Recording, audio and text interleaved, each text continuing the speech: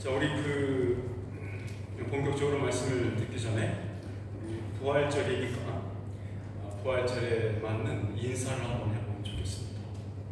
제가 앞에 써 있죠? 네, 제가 예수와 깜 그러면 여러분은 학간깜 이렇게 얘기하는 겁니다. 이거 아랍어입니다. 네, 아랍어. 제가 할게요. 예수와 깜 학간깜. 그러면 안 일어나셨어 아직. 이제 일어나시는 예수님을 표현해 보세요. 예수와 깜 학간깜. 예수와 깜 학간깜. 아멘. 자, 이거를 예수님 부활하셨습니다 라는 뜻이고 정말로 살아나셨습니다 라는 뜻으로 한국말로 말할 수 있겠죠. 히브리어로 하면 페삭 사메하라고 부릅니다. 페삭 말은 그 6월절 있죠. 6월절을 페삭이라고 하거든요. 그래서 파스카 사메하 또는 페삭 사메하 이렇게 말합니다. 어쨌거나 그 영어로 쉽게 해피 이스터 하시면 됩니다. 주님의 고난을 묵상하며 체험하신 만큼 우리는 예수 그리스도의 부활과 다시 오심을 사모합니다. 주님은 무덤에서 부활하셨고 우리의 모든 죄와 사망의 굴레가 부서졌다는 증거를 부활하심으로 드러내셨습니다. 주님의 부활하심은 우리에게 자유를 선물로 주신 것과 마찬가지입니다. 그것을 뜻하죠. 새로운 세상, 더 이상 죄와 죽음에 매여서 그것들이 주는 공포와 그것들이 주는 두려움에서 떨지 않아도 되는 세상, 그 새 세상, 그 그리스도의 지편이 우리에게 열려진 사건입니다. 그것이 부활입니다. 이제 우리는 그리스도의 세상과 예수의 운명에 매여서 주님이 공급하시는 생명력과 성령의 보호와 지속적으로 도우시는 은혜로 말미암아 사는 인생이 되었습니다. 여러분 복 받으셨습니다. 네. 우리 서로 인사합시다. 복 많이 받으셨군요. 복 많이 받으셨군요. 복 많이 받으세요. 이렇게 또 인사합시다. 복 많이 받으십시오. 복 많이 받으세요. 여러분, 이러한 감격을 온전히 표현해낼 인간의 언어는 없습니다. 부활의 언어는 실천적입니다. 그리고 실제적인 행위로 나타나는 것입니다. 고백으로 영광을 돌리는 삶으로 드러납니다. 여러분 모두 부활의 자녀들이십니까? 오늘 말씀 이야기는 굉장히 단순합니다. 굉장히 심플해요. 헬라파 유대인이었던 빌립이 에디오피아 내관을 내시를 만나서 이사야서를 텍스트로 읽고 있는 그에게 예수님을 가르칩니다. 그리고 나서 그가 세례를 받는 일로 이야기가 마쳐집니다. 굉장히 단순하죠. 우리 26절에서 28절까지 말씀 한번 읽어볼까요? 앞에 있죠? 시작. 주의 사자가 빌립에게 말하여 이르되 일어나서 남쪽으로 향하여 예루살렘에서 가사로 내려가는 길까지 가라 하니 그 길은 광야라. 일어나 가서 보니 에디오파 사람 곧 에디오피아 여왕 강다게의 모든 군부를 맡은 관리인 대시가 예배하러 예루살렘에 왔다가 돌아갈 때 수레를 타고 선지자 이사야의 글을 읽다가 주의 사자가 나타나서 빌립에게 이렇게 말합니다. 남쪽으로 가라. 자, 빌립이 바로 사마리아에서의 사역이 어떤 형태였습니까? 지금 그러니까 주의 사자가 빌립에게 와서 남쪽으로 가라라고 말했을 때 사마리아에서 어떤 일이 벌어지고 있었죠? 빌립은 정말 그 사역이 탄탄대로처럼 굉장히 왕성하게 흥왕하는 상황이 있었습니다. 말씀을 전하는 사람마다 예수를 믿고 그의 손이 닿는 곳마다 병든 자가 나왔습니다. 그가 꾸짖는 귀신마다 그 사람 속에서 나왔죠. 그 은혜가 계속되고 있었는 그 상황입니다. 근데 지금 너무 사역이 잘 되고 있는 거예요. 완전히 뭐라고 합니까? 개장 흥왕 이렇게 뭐라고 합니까? 여하튼 자, 이게 굉장히 잘 되고 있는 상황인데 주의 사자가 빌립에게 너 그만하고 남쪽으로 내려가 이렇게 얘기하고 있는 거예요. 그러니까 그 상황에서 빌립은 자신의 가치가 엄청 높아지고 있다는 것을 뭐라고 합니까? 자뻑이라고 합니까? 이 어깨뽕이 막 들어가고 있는 상황 아니었을까요? 근데 이 주의 사자가 빌립에게 남쪽으로 가라고 말합니다. 그러니까 자기 사역이 호응이 많고 열매가 많다는 것만으로 우리가 있어야 할 자리를 결정하는 것은 어리석은 선택이 될 수 있습니다. 그렇죠? 빌립은 그 열심히 많은 열매들이 맺혀지고 있는 상황이었고 열심히 그 일을 매진하고 있었는데 많은 열매들이 맺혔죠. 그런데 주의 사자가 빌립에게 남쪽으로 가라고 하는 거죠. 그러니까 하나님께서 그에게 하시려고 했던 하나님의 계획과 선택은 자기가 지금 흥왕하면서 열매를 맺으면서 기쁨에 가득 찬 그것과는 다를 수 있다는 것입니다. 이토록 많은 사람들이 예수님의 제자가 되고 있는 이 추수의 시간 속에서 그런 빌립에게 주님은 다른 곳으로 가라고 인도하셨습니다. 이 본문 이야기가 주의 사자로부터 시작되고 주의 영으로 끝나고 있다는 것은 매우 흥미롭습니다. 그렇죠? 주의 영이 빌립을 그 일이 끝나고 나서 휙 잡아서 어디론가 데려가는데 그 옆에 동네죠. 아소도에 나타났다 써 있지 않습니까? 주의 사자가 얘기했고 주의 영이 그를 끌어다가 어디로 갔다는 것. 굉장히 재밌죠? 이거를 수미상관이라고 합니다. 인클루시브라고, 인클루시브 폼, 이렇게 이해할 수 있죠? 시작과 끝이 괄호처럼 이렇게 메어져 있는 한 덩어리의 이야기로 맺는 더 자세한 얘기하면 좋으실 것 같아서 넘어가겠습니다. 자, 부활 승천하셔서 모든 이름에 뛰어난 이름을 획득하신 나사렛 예수 그리스도 주께서 이 사건의 처음과 나중인 겁니다. 주의 사자, 주의 영, 누가 주인입니까? 이 시대에 주 예수 그리스도이시죠. 주님의 명령에 빌립은 불순종하면서 현재의 효율성과 성과를 즐기기보다는 겸손하게 자기의 주인에게 그 명령에 복종하고 있습니다. 그런데 왜 굳이 빌립을 통해서 이 일을 하게 하셨을까? 왜 그랬을까요? 아니 천사가 그 내시에게, 이에데피아 내시에게 직접적으로 직통 계시를 주실 수도 있었을 거 아닙니까? 그런데 왜 빌립을 통해서 했을까요? 자, 주님의 사자가 빌립에게 전달하는 메시지는 무척 다급해 보입니다. 남쪽으로 가라. 그 내용은 단순했죠. 남쪽을 향하여서 예루살렘을 거쳐 가사로 가는 광야 길까지 가라라고 하는 건 명령이었어요. 뭐가 있었는지 모르죠. 빌립의 상황에서는 무슨 일이 있었을 거니까 거기 가서 누굴 만날 거니까 아니면 무슨 일을 기대하고 있으니까 거기로 가. 그러면 누구를 만나. 이런 게 아니잖아요. 그죠?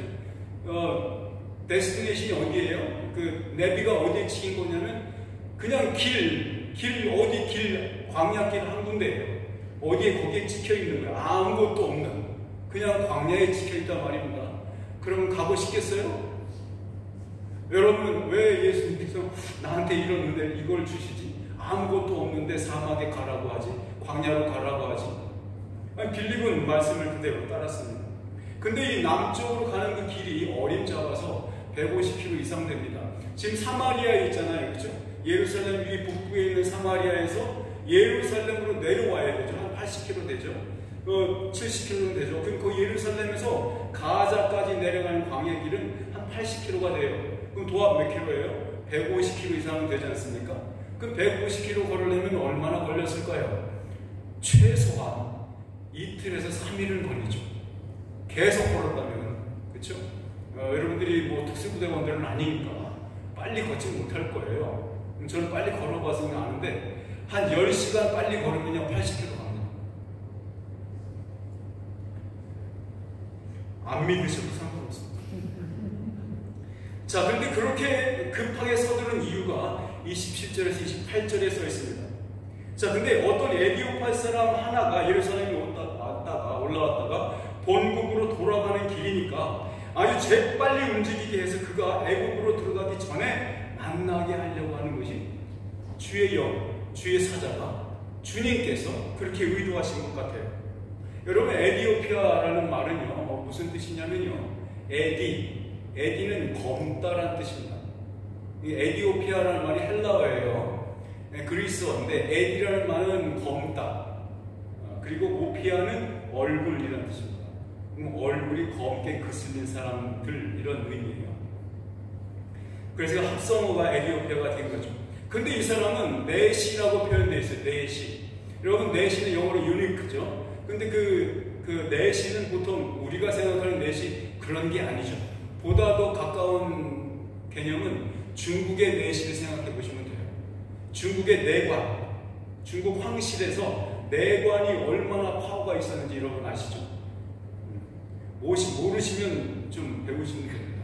자, 그런데 이때 당시에 이 사람 에티오피아 내관은요, 재정경제부 장관이었어요.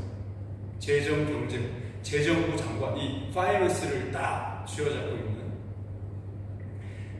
이 사람이. 근데 이제 여러 면에서 외교적으로 일을 해야 되니까 이 사람이 갖고 있었던 지식이나 이 사람이 갖고 있었던 철학이나 대단한 것이라고 볼 수 있습니다. 먼저 이 사람은 자기 에티오피아 말은 물론이고 애국말을 할 수 있었을 겁니다.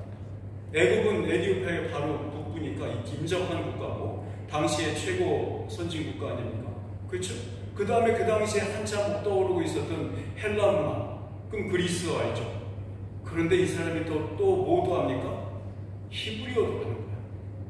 이야, 예루살렘에 올라갔다고 써 있지 않습니까? 근데 이 사람이 예루살렘 방문은 오로지 종교적인 이유 때문이었을 것이라고 볼 수 있어요. 왜냐하면 예배하러 왔다라고 되어 있잖아요. 예배하러 예루살렘에 올라왔어요. 신명기의 23장 1절에 보면요, 이러한 내시처럼 자이든 타이든지 자식을 생산할 수 있는 능력을 잃은 고자, 한국말로 고자라고 하죠. 그런 고자는 여호와의 총회에 들어오지 못한다고 기록이 되어 있습니다. 그러니까 내시, 남성성을 잃어버린 사람은 성전 그 회의에 들어올 수 없다, 예배에 참석할 수 없다, 이런 얘기입니다. 자, 그런데 이 에티오피아 내시는요, 유대교인으로 온전히 대중한 종교적 유대인으로 보기는 어렵습니다. 자, 그러니까 예배에 참석, 성전에 들어갈 수 없는 고자야. 그렇죠? 그런데 외국인이야. 그런데 예배하러 예루살렘에 왔다라고 써 있는 거예요. 자, 그러면 이 사람이 예루살렘에 방문하는 이유가 분명히 종교적인 이유는 맞는데, 그 사람이 어느 정도 지식과 어떤 그 사람이 찾았던 게 무엇이었는지 알면 이 사람을 좀 이해하기에 좀 더 수월할 것 같습니다. 경건하여 하나님을 두려워하는 자라는 표현이 이러한 이방인이지만 할례를 받지 않고 유대의 가르침을 따르고자 하는 사람들을 일컫는 말입니다. 왜 고넬료 있잖아요. 고넬리우스라고 하는 사람, 경건한 자, 하나님을 두려워하는 자라는 표현이 있거든요. 사도행전 보시면 그 사람들은 그냥 저 이방인, 젠타일하고 다른 레이어, 다른 그룹이야. 그러니까 여전히 이방인이야. 유대인이 되지 않았어요. 그런데 이방인임에도 불구하고 유대교의 가르침을, 성경의 가르침을 따르고자 완전히 결심하고 헌신한 사람들을 말합니다. 그거를 경건한 자, 하나님을 경외하는 자, 이렇게 표현했습니다. 그러니까 이 에티오피아 내시도 그런 사람이었을 것 같습니다. 어쨌든 이 이집트의 나일강 상류 쪽에 위치한 에티오피아라는 나라에 살던 사람으로서 그 사람은 유대교를 접할 수 있었고, 자신이 자라왔던 이방신의 우상 숭배를 버리고 유일하신 언약의 하나님을 선택한 매우 종교성이 짙었던 사람으로 볼 수 있겠죠. 생각해보세요. 그가 이런 겁니다. 스피리추얼 시커라고 요새 부르죠. 구도자. 그렇죠? 이런 구도자라는 말을 쓰면서 아직 교회에 들어오지 않는 사람들이 많이 있습니다. 우리 주위에. 그러면서 자기네들은 굉장히 스피리추얼하다라고 얘기해요. 굉장히 릴리저스하다라고 얘기해요. 그런데 성경을 믿지는 않거나 또는 예수 그리스도를 믿거나 이러진 않죠. 근데 계속 뭔가를 찾아다니는데 진짜 신이 누군지 이런 그룹이 있죠. 이 에티오피아 내시가 그런 사람이었다고 생각을 해보세요. 이집트의 신을 배워봐도 이게 아닌 거고, 헬라의 신화를 들어보고 헬라의 신관을 생각해봐도 이것도 아니고, 자기네들이 갖고 있었던 자기네 에티오피아의 토착신을 생각해봐도 이것도 아닌 것 같고, 마침내 찾은 게 뭡니까? 유대교회인 거예요.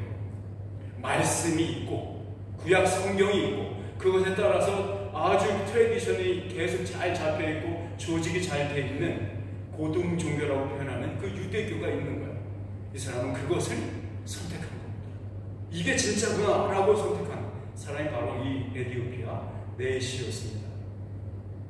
그가 가지고 있던 권력과 재력은 그로 하여금 한 달 이상의 시간이 걸리는 예루살렘 여행을 가능하게 했겠죠. 에디오피아는 여왕이 다스리는 국가였습니다. 왜냐하면 왕자로 태어나는 남자는 왕이 되는데 이 왕은 너무도 거룩합니다. 왜냐하면 신의 아들이라고 불렸거든요. 그러니까 신의 아들이 이런 짜잘한 행정이나 이런 다스리는, 세상을 다스리는 일을 하기에는 너무도 거룩한 거야. 그래서 이 남자 왕은 그냥 혼자서 그냥 시선 노름하고 있는 것이고요. 그 대신에 이 왕의 엄마가 수렴천정을 하는 거야. 여왕이 다스리는 나라, 그 말이 그 말입니다. 그리고 그 여왕 다스리는 체제를 간다게라고 부르는 거예요. 마치 이집트의 바로, 페로라고 부르잖아요. 그 다음에 뭐 소련으로 보면 짜르라고 부르지 않습니까? 그 황제의 자리, 왕의 자리, 그게 간다게라고 하는 겁니다. 여왕의 이름이 간다게가 아니고요. 그 여왕이 다스리는 나라의 국가 체제, 그 직분, 직책을 간다게라고 부르는 거죠. 그런 에디오피아의 국가의 재정 출납을 담당하던 이 사람은 정말로 몇 안 되는 장관 중 한 사람이었죠.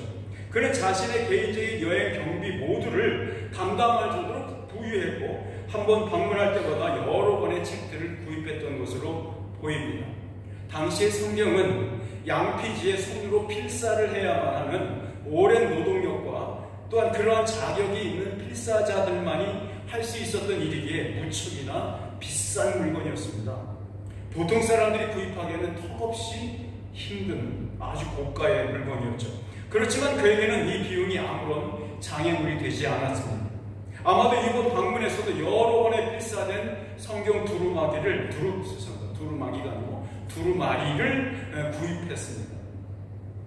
이 에디오피아 내시는 이번에도 큰 은혜의 깨달음을 갈구하고 예루살렘을 찾았어요. 여전히 갈증을 느꼈던 것 같습니다. 그래서 집으로 돌아가는 길 내내 수레 안에서 자기가 새로이 구입한 성경 두루마리를 이것저것 잡아서 펼쳐서 읽고 있었습니다. 그는 분명 애굽의 언어나 그리스어까지 다 구사할 수 있었으니까 히브리어도 금방 배웠을 것이고 그 구절을 그대로 읽어낼 수 있을 정도의 학식이 있었던 사람이었죠. 이 정도의 종교성을 가진 사람이라면 분명 헬라 사상이나 애굽의 신들에 대한 책들도 섭렵했겠죠.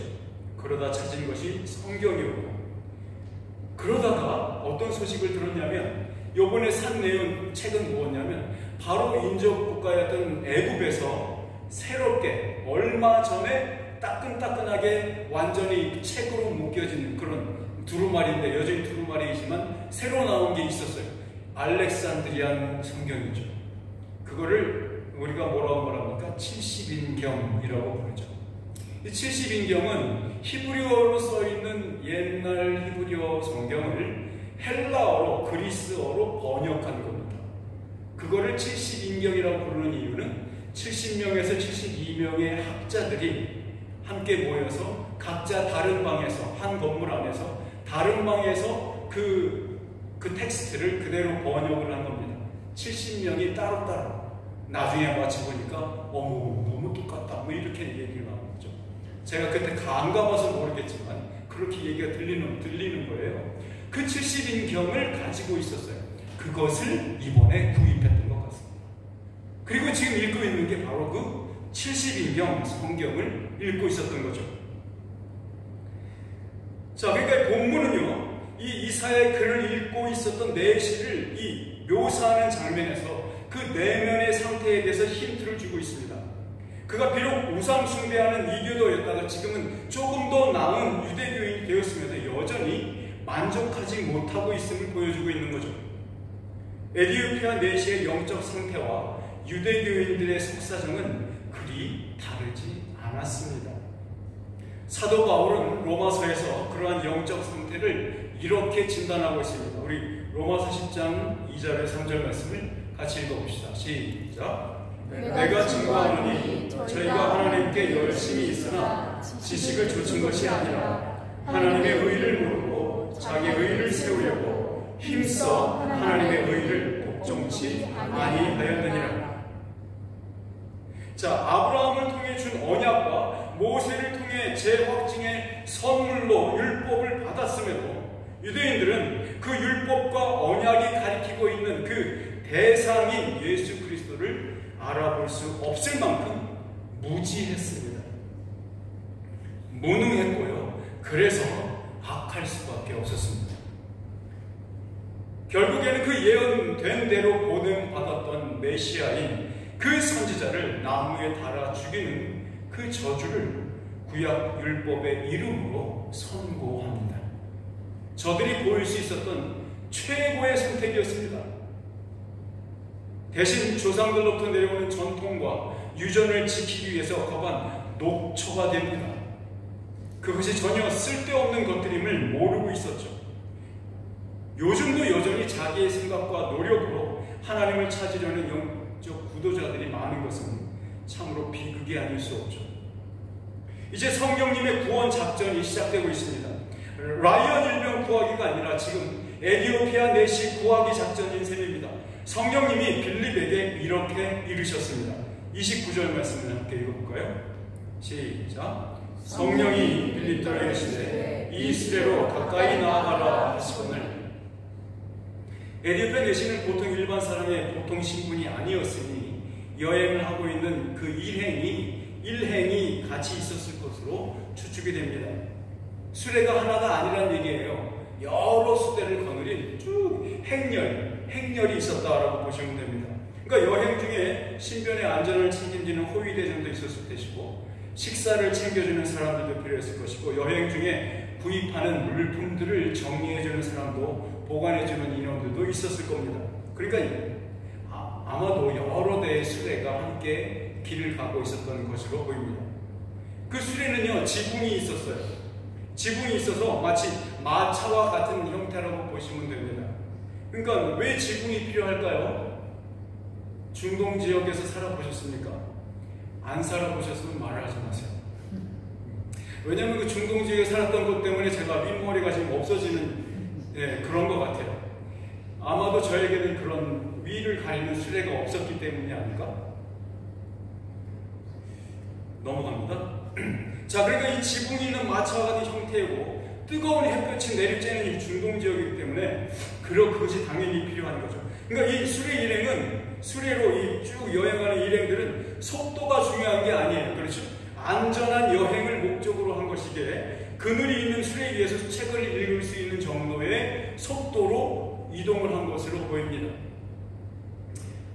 한 10km 이내죠. 지금 여러분의 그 운전 자동차라고 생각하시면 한 8km, 10km 사이 그 정도라도 보시면 돼요. 자, 빌립이 조금 빠르게 달려서 움직이고 있는 수레에 접근했습니다. 빌립을 이끄시고 계시는 성령님의 인도는 여러 대의 수레 중에서 이사야서 말씀을 큰 소리로 읽고 있는 사람에게 접근하게 했죠.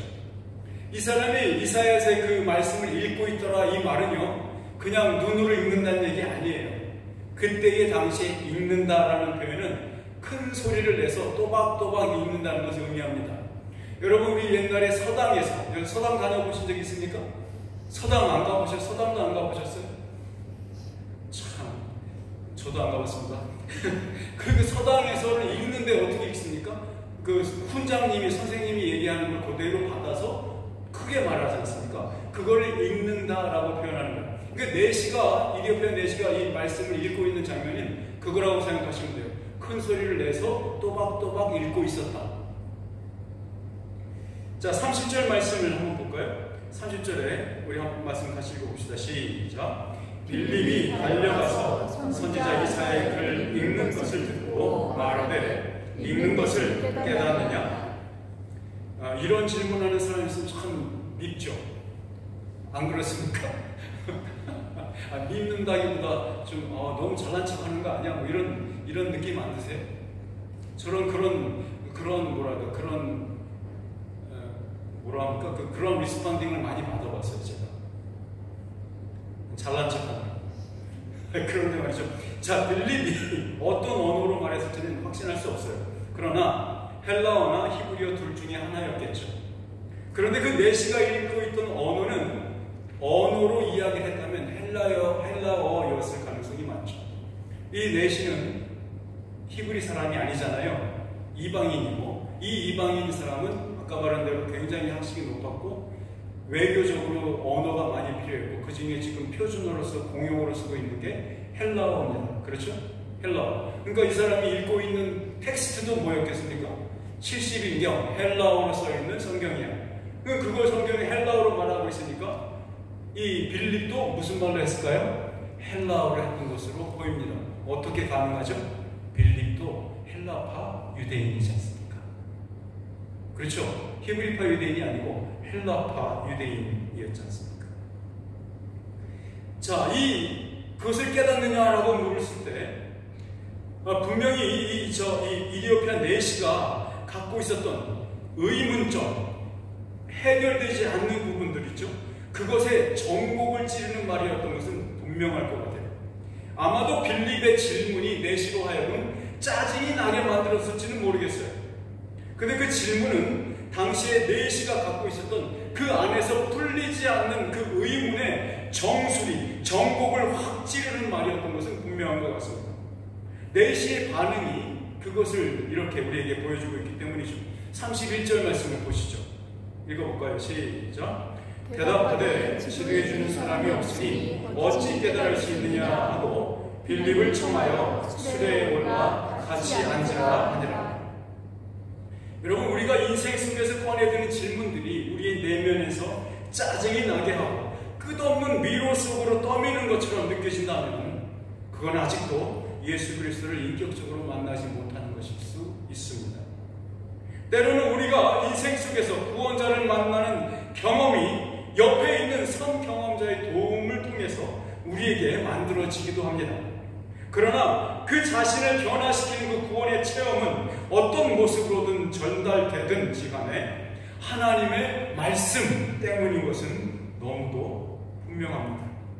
누구랑 이야기했느냐가 아니라 성령님의 조명하시는 그 사역이 말씀을 듣는 자의 마음에 비추어졌는가가 그것을 가능하게 만드는 요소인 것입니다.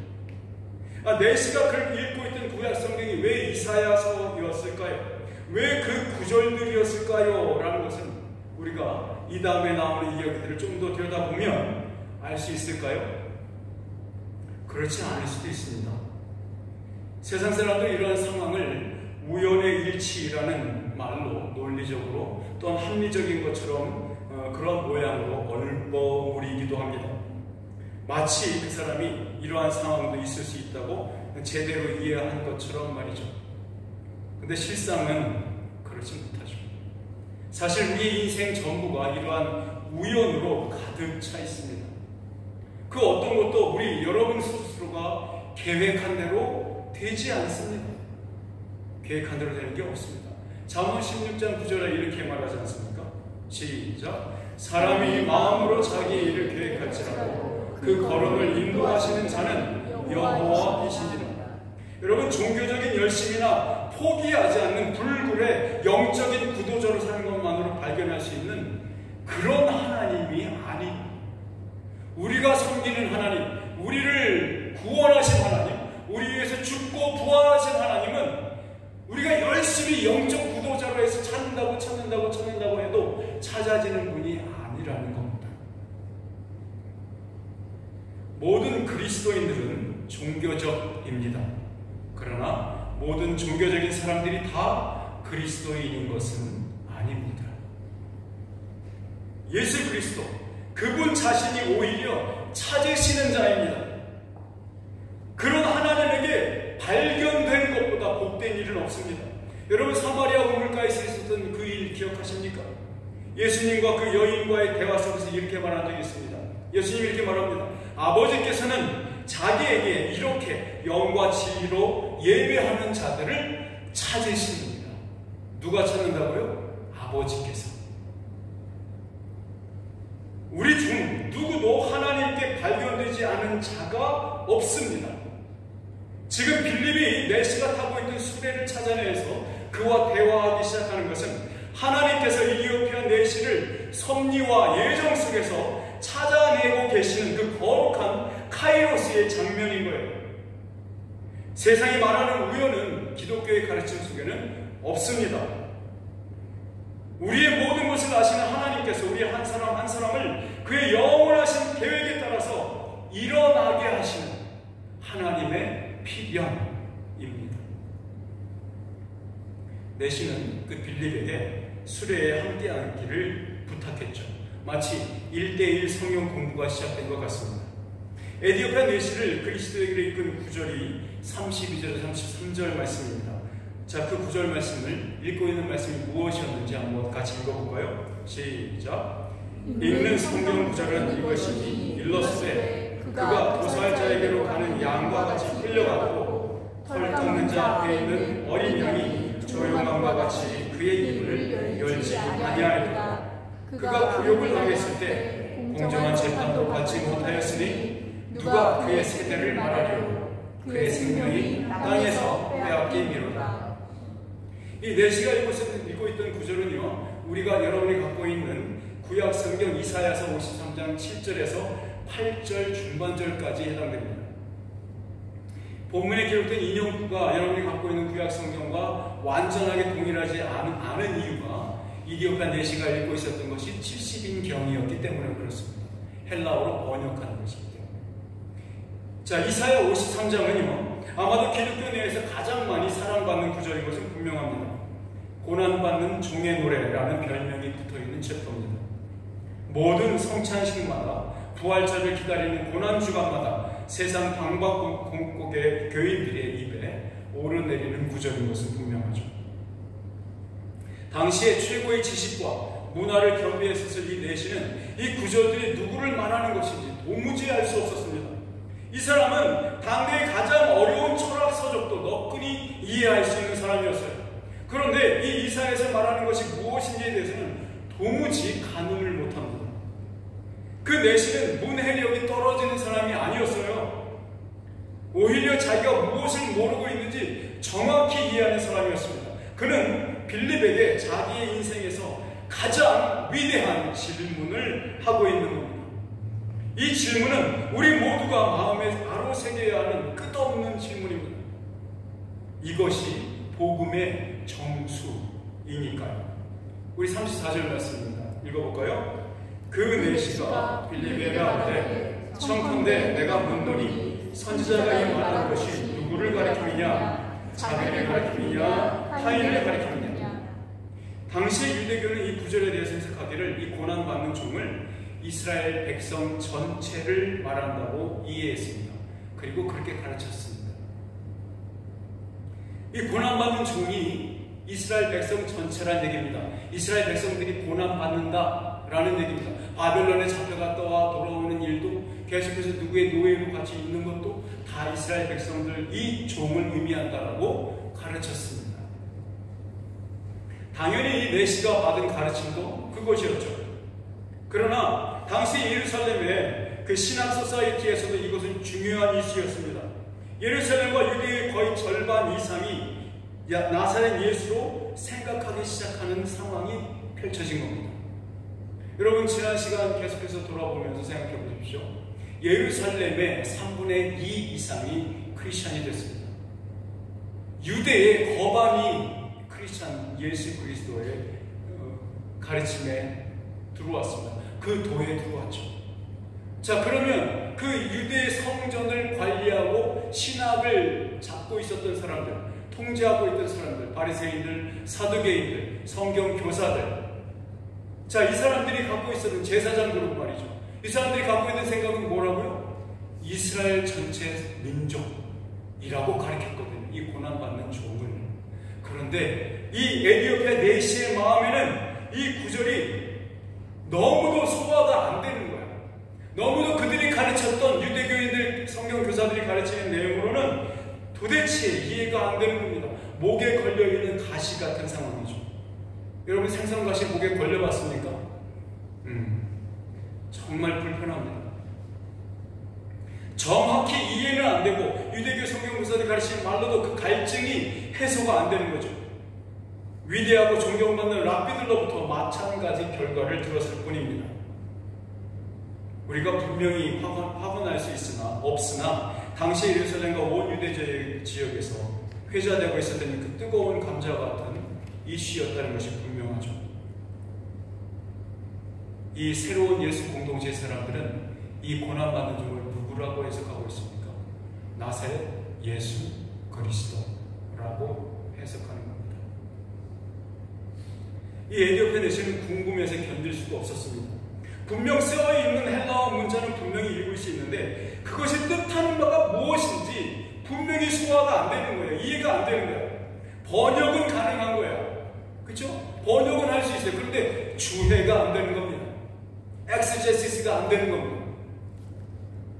앞으로 이 내시에게 있을 일은 마치 예수님께서 십자가에 달려 죽으신 후에 시리에 빠져서 고향인 엠마오 마을로 돌아가는 그 도상에서, 그 길 중에서 그 제자들을 찾아서 만나 주셨던 예수님의 모습과도 아주 오마주가 되는 장면이죠. 우리 누가복음 24장 25절 27절 앞에 있는 것 같이 읽어볼까요? 시작. 이르시되 일어나고 선지자들이 말한 모든 것을 마음에 굳게 믿는 자들이여 그리스도가 이런 고난을 받고 자기의 영광에 들어가야 할 것이 아니냐 하시고 이에 모세와 모든 선지자의 글로 시작하여 모든 성경에 쓴 바 자기에 관한 것을 자세히 설명하시니라. 32절 그들이 서로 말하되 길에서 우리에게 말씀하시고 우리에게 성경을 풀어주실 때 우리 속에서 마음이 뜨겁지 아니하더냐 하고. 여러분, 구약만으로도 예수 그리스도를 소개하는데 부족함이 없습니다. 중요한 것은 풀어서 해석해 주는 자가 예수인가, 예수를 만난 바로 증인인가가 중요합니다. 핵심입니다. 그러므로 여러분, 우리가 증인의 삶을 살려면 어떤 사람이 증인의 삶을 살 수 있습니까? 예수를 만난 자가 살 수 있는 거죠. 그냥 노멀 크리스천으로 평생 교회 다녔지만 예수님을 진짜 알지 못하는 사람은 증인 될 수 없어요. 만나본 적이 없는데 어떻게 소개합니까? 자, 빌립은 예수의 죽음과 부활 그리고 승천과 성령의 오심을 목격한 자입니다. 그것을 체험한 증인입니다. 그 사람인 증인인 그 빌립이 내시에게 말하고 있는 겁니다. 우리가 제대로 예수님을 섬기고 따르는 제자인가 하는 것은 우리가 직접 복음을 전하는 상황이 돼야 확인이 됩니다. 내가 진짜 증인이며 목격자로 말씀을 대언하고 있는지, 아니면 이 기독교라는 그룹 안에서 관객으로 제3자로 그냥 살고 있는지 말입니다. 빌립이 그 내시에게 그가 이해할 수 없었던 말씀을 가르치는 장면이 바로 예수님께서 엠마오 마을로 돌아가고 있던 그 제자들과 만나는 장면인 것 같습니다. 우리 35절 말씀을 한번 읽어보겠습니다. 시작. 빌립이 입을 열어 이 글에서 시작하여 예수를 가르쳐 복음을 전하니. 빌립이 입을 열기 시작하자 복음의 말씀이 생수의 강물처럼 쏟아져 나옵니다. 예수님이 받으셨어야 하는 그 십자가의 고난과 그 죽음에서 다시 살아나심으로 얻으신 영광의 이름을 그는 설명해 주었습니다. 그 내시의 마음에 생수의 강물이 쫙 흘러들어가기 시작하자 그의 몸의 모든 세포가 살아나기 시작한 겁니다. 그 내시의 배에 복음이 가득 차오르자 그는 고백하지 않을 수 없었고 하나님 나라의 임재와 그곳에 들어서는 것을 허락받은 기쁨을 표현하지 않을 수 없게 된 겁니다. 세상의 그 어떤 것도 복음으로 거듭난 이 내시로 하여금 세례받는 것에 그리고 자신의 사랑을 고백하는 것을 막을 수 있는 것은 아무것도 없었습니다. 본문 36절에서 39절 같이 읽어봅시다. 시작. 길 가다가 물 있는 곳에 이르러 그 내시가 말하되 보라 물이 있으니 내가 세례를 받으면 무슨 거리낌이 있느냐. 이에 명하여 세례를 멈추고 빌립과 내시가 둘 다 물에 내려가 빌립이 세례를 베풀고 둘이 물에서 올라올세. 아멘. 자, 그 마음에 예수 그리스도가 누군가 그리고 그가 무슨 일을 성취하셨는가에 대해서 알게 된 이 에디오피아 내시는 예수님의 마지막 명령에 순종함으로 자신의 믿음을 표현한 것입니다. 사도 바울은 로마서에서 이러한 영광스러운 일이 일어나기까지 인간의 내면에서 어떤 일이 벌어진 것인가 설명해 주고 있습니다. 우리 로마서 10장 8절에서 10절 말씀입니다. 시작. 그러면 무엇을 말하느냐? 말씀이 내게 가까워 내 입에 있으며 내 마음에 있다 하였으니 곧 우리가 전파하는 믿음의 말씀이라. 네가 만일 네 입으로 예수를 주로 시인하며 또 하나님께서 그를 죽은 자 가운데서 살리신 것을 네 마음에 믿으면 구원을 받으리라. 사람이 마음으로 믿어 의에 이르고 입으로 시인하여 구원에 이르느니라. 아멘. 자, 부활절에 이것은 이 말씀 우리의 마음속에 다시 확인되어야 하는 내용입니다. 성도 여러분, 여러분은 나사렛 예수 그리스도를 여러분들의 주인으로 인정하며 섬기십니까? 참으로 하나님께서 죽어 무덤에 누워있는 그 예수를 살리셨다는 것을 단 한 토막의 의심도 없이 믿고 계십니까? 두 마음이 아닌 전심으로 믿는 자만이 이 복음을 입으로 시인할 수 있는 겁니다. 마음으로 믿는 것과 입으로 시인하는 것 모두는 구원받은 자들의 인생들에게서 맺어지는 똑같은 믿음의 열매들입니다. 이 거룩하고도 시간과 공간을 초월한 초자연적인 역사인 야훼 하나님의 구원이 여러분의 마음에 가득하시기를 주님의 이름으로 축원합니다. 우리 39절 말씀 보실까요? 시작. 둘이 물에서 올라올 때 주의 영이 빌립을 이끌어가지라. 내시는 기쁘게 길을 가므로 그를 다시 보지 못하니라. 임무를 잘 수행하는 것을 마친 빌립을 주의 영이 어떤 초자연적인 방식으로 급히 다른 곳으로 보내셨습니다. 이 이야기의 주인공인 내시를 끝까지 주목하시기 바랍니다. 이 39절 본문에 기록된 내시는 기쁘게 길을 가므로 라는 구절은요, 앞에 우리가 읽었던 28절에 나오는 돌아가는데 라는 그 말과 커플이 되어 있죠. 그걸 또 수미상관이라고 부릅니다. 앞과 뒤가 맞물려서 하나의 덩어리로 이해하는 글쓰기 방법이라고 말합니다. 아마도 문학적인 상상력으로 읽어보면요, 이 에티오피아 내시는 예전에 만족스럽지 않았던 또한 빛이 없던 나를 살던 그곳으로 돌아가고 있는 것이 아니라는 것입니다. 그런 길로 돌아가고 있었어요. 아직도 흡족하지 못하고 예수 그리스도를 만나지 못했던 그곳, 자기가 살던 그곳으로, 그 집으로 돌아가는 길이었습니다. 그런데 그 길에서 누구를 만났습니까? 예수 그리스도를 만났습니다. 지금 그가 돌아가는 길은 무슨 길일까요? 전혀 다른 집입니다. 새 집입니다. 헌집 주께 새 집 주. 헌집이 아니라 새 집입니다. 새 집으로 가고 있는 거예요. 그래서 오늘 제목을 집으로 돌아가는 길이라고 잡은 겁니다. 믿음의 길인 광야길에서 복음의 빛을 찾은 내시는 더 이상 옛 집으로 돌아가고 있지 않습니다. 그는 이제 빛의 길을 걷고 있습니다. 그를 괴롭게 했던 죄와 사망의 굴레에서 자유로워진 온전한 사람으로 다시 태어났음을 표현하고 있는 것입니다. 기쁘게 길을 가므로 라는 묘사가 다 설명해주고 있는 것 같습니다. 그가 기쁘게 길을 가는 모습을 한번 상상해 보시죠. 저는 그가 더욱더 풍성한 말씀 속에서 그 약속을 재확인하면서 그 기쁨 때문에 수레가 그 마차가 들썩거릴 만큼 춤을 추고 고함을 질러대지 않았을까 상상해 봅니다. 여러분은 그런 적 있지 않습니까? 여러분도 그런 경험 하셨잖아요. 저도 그런 경험을 했습니다. 그날은요, 한마디로 말하면 바람에 흔들린 수양버들, 그 버들들이 저에게 인사하는 것 같더라고요. 그렇게 함께 하나님을 예배하고 찬양했던 순간이 있었습니다. 이 내시도 마찬가지겠죠. 그 수레가 막 좌우로 흔들거리는 거 상상한 거죠. 그렇게 춤을 추고 있지 않았을까요? 이사야서 53장을 읽고 있었던 에티오피아 내시는 읽기를 계속 했었을 것입니다. 재밌는 것은요, 흥미롭게도 빌립에 의해서 눈이 열린 채로 이사야서 56장으로 그 독서 여행을 계속하지 않았을까요? 그럼 과연 어떤 말씀이 그가 애굽을 지나서 에티오피아 고향의 집에 도착할 때까지 그를 기쁨에 가득 차게 했을까요? 라는 말씀입니다.